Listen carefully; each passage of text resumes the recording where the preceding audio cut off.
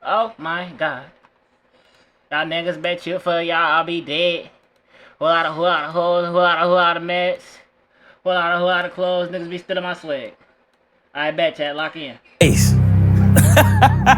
Like I want to be the first streamer in space. I feel like that'd be crazy. Like going to rocket, going up to space, saying yo chat, come back down. I feel like that would get crazy.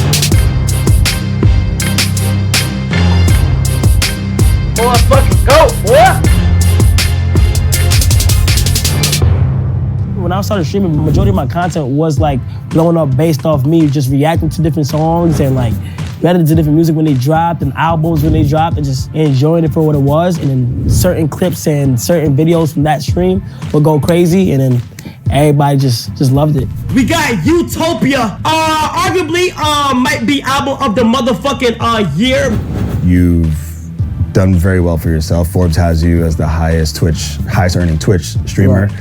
You had a hell of a 2024, became most subscribed streamer on Twitch, Mafia-thon 2, yep. Which was incredible to watch, a feat of social engineering and just content overall. That plus a number of other things has you covering Billboard's annual Power 100 issue. The cover of Billboard. Everybody know I'm better. Yeah, I'm better.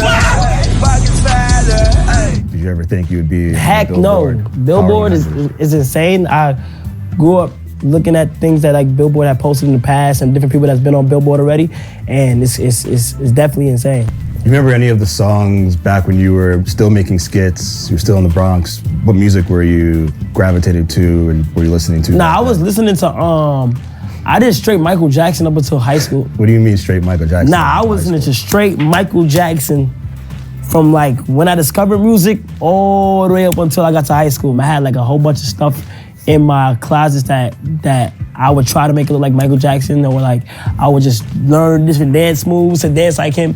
But I used to bump him a lot, and then after I got into like more like the New York, whoever was out at the time in New York, so like I would bump like A Boogie a lot. That was my real transition. That was a crazy transition. Yeah, I know. That took me to like to the actual scene of rap. Like I went from listening to A Boogie to going to like down in Atlanta where I heard Lil Baby, Young Thug, Gunna, everybody down south. Like, cause from transitioning from MJ to rap is a crazy transition. So I had to like learn the ropes a little bit. You feel what I'm saying?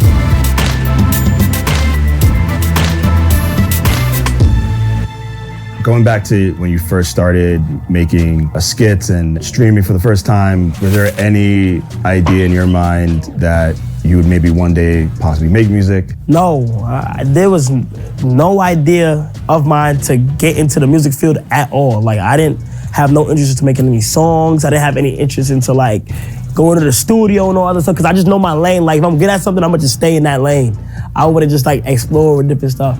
So nah, I didn't have no interest. Do you see yourself as a powerful figure in the music industry? A lot of artists say I am. Like a lot of artists be like, bro, you are the front leader of this new generation as a big figure in the music industry. And it's like, me, like, I be like, I just think it's normal to me to react to the music. But then again, it's like, all my reactions, people are listening to and people want to see my opinion on it. When a song drops, you feel me? Everybody just wants to see it. And I don't even think my opinion matters that much. It matters a lot. Because it's like, it's just my opinion. I'm in my room reacting. But promotion-wise, I think like a good reaction, a good or bad, it's like, it is a big like cosign or something. You feel what I'm saying? It's definitely big in the promotion aspect of it. Do you think about that at all when you're reacting to music? I don't think about like if something is gonna be good promo for a song or not, because regardless be able to say my opinion. And I've had people like try to like get me to like do a good reaction for some money, but like I don't like to lose that authenticity. Like this past weekend when Lil Baby dropped. He did. You know, and people were talking about the album, and when you reacted to the album, you were playing it, that became its own trending topic on X, people talking about how you were reacting to it. I always But the thing about that is that I told Baby before I listened to the album, I say, hey, I'm gonna be 100% honest with you. First listen. Now, the only thing that seems to go crazy every time is a negative review. That's just social media. Which is crazy, yeah, like, that's just because like I skimmed through everything and like there was some good, there was some bad, but like the bad is the one that gets pushed out. a lot. And then I don't even think that reaction to Baby's album was bad. yeah, Was that bad? yeah. No, I'm gonna say what I want. I ain't gonna lie. As you said, you just tell the truth. You never compromise what you're trying to say. I'm curious how you're able to maintain these relationships with all these artists and do that at the same time. I tell them like I'm about to react to it, and if there's some bad music, I'm gonna let you know there's bad. Like I'm gonna be honest, and their number one thing is yes, be honest with me. Like always be honest. You feel what I'm saying? But if I don't tell somebody, it's like, and they take it the wrong way. The last person that took it the wrong way was Glorilla. She released a song, okay? Tell them be honest. Be honest. She released a song, right, Chet? Then I was like, I didn't like it. But we're good now. We're good friends now. And ever since I told her that one song was bad, she been making hits. I ain't gonna lie. And like everybody agreed with me at the time. So it's like, I just love artists who can take criticism.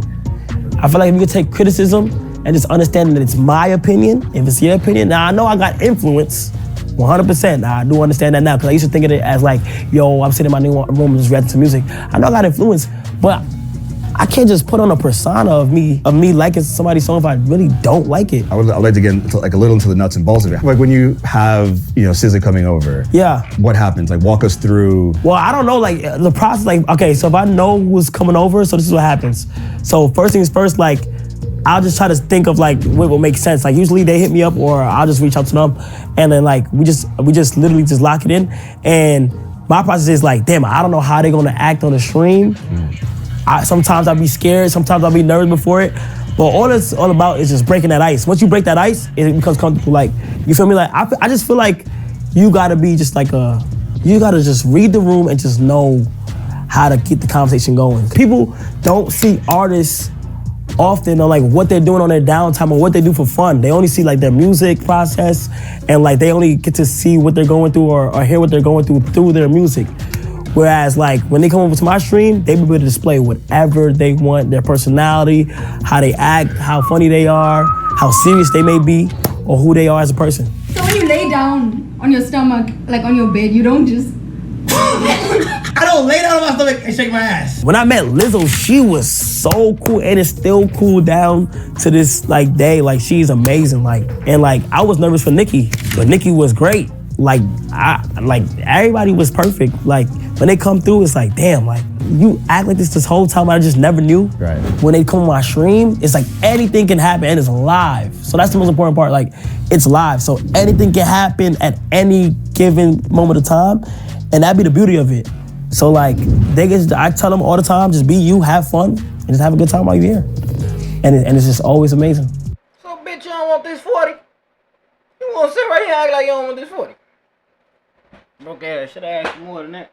All right, who's your dream guest? I'm gonna say one that passed away, and I'm gonna say one that's alive. So my dream guest would have been Michael Jackson. Of course. And I still feel like some way, somehow, if he was still around, I would be able to make it happen. But my dream guest is either, I think it's Tobey Maguire. What? Tobey Maguire, the original Spider-Man.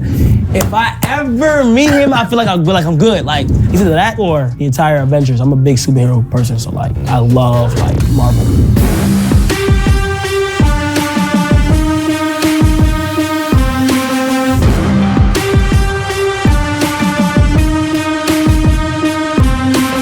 A good friend of yours, Kevin Hart, really taken to you personally and what you do here. He's been a welcome guest on your streams. Has he been pushing you to get into acting, or is he? Yeah, he's definitely been advising me. Like, he always pushes me in a direction. Bro, he thinks that I can like go into like movies and stuff like that. And a lot of people do think that too, because I like to film a lot of trailers, and I've always had something for like high cinema, like videos or like long form content. And it's like 100%, like I would love to be in movies and stuff. Navigating something like the Drake and Kendrick beef for me and my team was tough because we work with both teams a lot. I'm curious how it was for you. Yeah, personally doing the Kendrick and Drake beef, it's like we're streamers, so like it's like we're the audience as well. Right. So like all of this was so fun to me. Like we'll never experience something like that again. Like unless something else like that happens again, that was good. That was a good like week. That was a good week. There was night where Kendrick dropped, and then the next day Drake dropped, and then Kendrick dropped right after him. It was that night was crazy. Friday and then the Saturday. Yes. That night was absolutely insane, and it was honestly fun. I'm not gonna lie. For me personally, like I had Drake tell me, "Yo, stay on stream tonight," because like he was dropping. Like he personally gave me while I was on stream. Drake has just texted me, "Stay on stream." I didn't know what to expect. And man, that was a good battle. That was a good fight. I'm not gonna lie. I loved it. My name was said in like the first song that came out. Begging Casa not, boy, you not beating us. Numbers wise, I'm out of here, you not. I'm cool with Drake, so like people would expect me to be on Drake's side. Yeah. But I already said like Kendrick got that. I'm not gonna lie. Yeah. Kendrick won that battle, and it's like I was like, damn. It seems like the live streaming platform is a perfect place for that. Yes. It's the perfect place for it. Now, unless you're like the top YouTuber and you want to react to it, you're gonna be late. Yeah. So if you're the first and you're there to experience that moment and everybody gets to see how your reaction was live, uncut, I think it don't get no better than live. It just doesn't. I don't think so. How do you vet or choose like your brand partnerships? Like how do you? Oh, it gotta make sense. It's anything I like. Yeah. And I feel like it would be a cool crossover. Is there ever a moment where it's like it's just too big not to do? Like it's crazy seeing you in a commercial with Snoop Dogg. Too big not to do? Like if it's something like I just don't want to do, I won't do it. If that makes sense. Like no matter what the amount is, I just wouldn't do it. Yeah. That's good. Is there a world where you build out AMP to have more of like a philanthropic arm? So I went to Makoko in Nigeria, and I was supposed to stream it, but there was no internet over there. When I went, I just seen things that I was like, damn. Like I can't imagine living in the conditions and stuff like that. And don't get me wrong, like Nigeria is beautiful, and the place where I went to was Makoko. It's just like certain things. Every time when I was looking at it, I'm like, damn, I'm blessed. Like the things that I would be in my head about, like I shouldn't even be in my head because they could be much worse. So like, I be like, I'm super blessed, and when I see the condition that the people was in, and like the babies were in, and like the kids were in, I was like, nah. So then after I stumbled across this school that they had in it, this very small school with these small classes, and the kids were so eager to learn, even in the condition that they were in. They were so eager to learn. They had a smile on their face. They had these uniforms. They came presentable. They were asking questions and getting it right and all that other stuff. So I'm like, damn, this is fire. So at first I tried to like upgrade what they had going on over there, and due to like weather storms and a whole bunch of stuff, it wasn't able to work out. So right now, I know my Mafia-thon too, I gave away 20% of what I made to the school, and we ended up making like a good amount of money. So like I gave that all the way to building of the school, and I can't wait to see how that comes out. Hopefully it comes out exactly what I'm imagining in my head. And I want to go back to Nigeria and see. I want like a grand opening. Like I want to be able to stream that. You know what I'm saying? So I feel like that's crazy. If you was to tell me like I was working on building a school in Nigeria, I would not. I'd be like, what the hell? So that's crazy, man. Yeah, it is. It is. Did the kids know what you do? Yes, they got like this. They got a poster of me in the principal's office, like this small room that he's trying to make like an office, and like this picture of me. And it was my birthday. They always wish me happy birthday. When it was Christmas, they always wish me Merry Christmas. So like they know what's going on. It's just a matter of time to when they just transition into a better environment. That's amazing. Congrats to you and the team for that. Yeah, that's fire. That's nuts.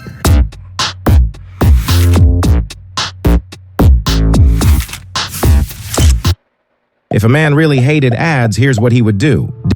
Day one, he would install Pi on his computer without spending a dime because it's 100%.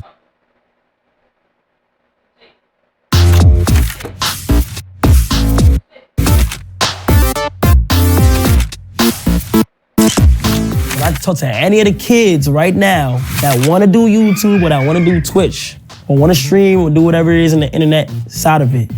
The only way it's gonna work is you literally have to be obsessed with it. If a day passes your mind where like you don't think about it, and I'm telling you right now, you're not locked in. Like you have to be locked in and want it bad because the competition on it is very big. There's a lot of content creators out there that's going out want to do their thing. You just gotta remember, just not giving up. You could be 17 years old, 18 years old, 19 years old, 20 years old, 21, want to give up at 21, but not knowing that 22 is when you're supposed to be blowing up. Like I never say it's too late. Like it's never too late to do what you want to do. And it's like, Come on, it's like you seen people go through the transition of blowing up. What makes you think you can't do it? Now, I'm not gonna lie, if you're being real, it's not gonna work for everybody. You feel me? That's just if you're being real. I do think it takes a percentage of luck. I still got these big ideas that I wanna do, like, that I just wanna be able to come into fruition. Like space. And if I can make it happen, damn, I'm gonna be like, I'm gonna just, I have my own self goals and I can meet those goals, I'm gonna be satisfied, I'm gonna be happy. Cause I'm thinking about 2026 and all that stuff. Like I look at people like LeBron, like, and LeBron is so motivational, like, for him to be doing what he's doing right now for that long, yo, I can't imagine it. So it's like people like that, like give me the motivation, like what do you wanna be known for? Cause we're not gonna be here forever. So it's like, once the time is up, what can people say?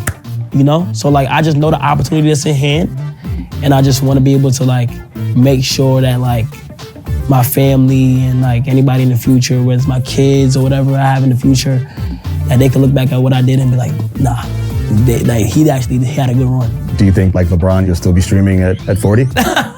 Streaming at 40 is crazy. You know what? I always said that though. I always said, yo, I don't care.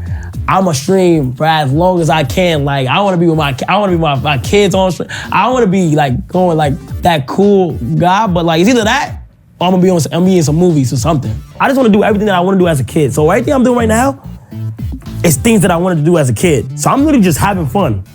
So that's kind of like my thought process behind it. To be considered as the new place for everyone to come to display music or just have a fun interaction, it means a lot to me, honestly, because I didn't think out of everybody, me, to be here and like people would want to come over to my house. But like, I just want everybody to just have fun while they within it. It's absolutely crazy. I still can't believe some of the things that's happening. To be honest, I still haven't got to like really let it sit in and really let it digest, but it do mean a lot to me. And I'm just having fun as I go on.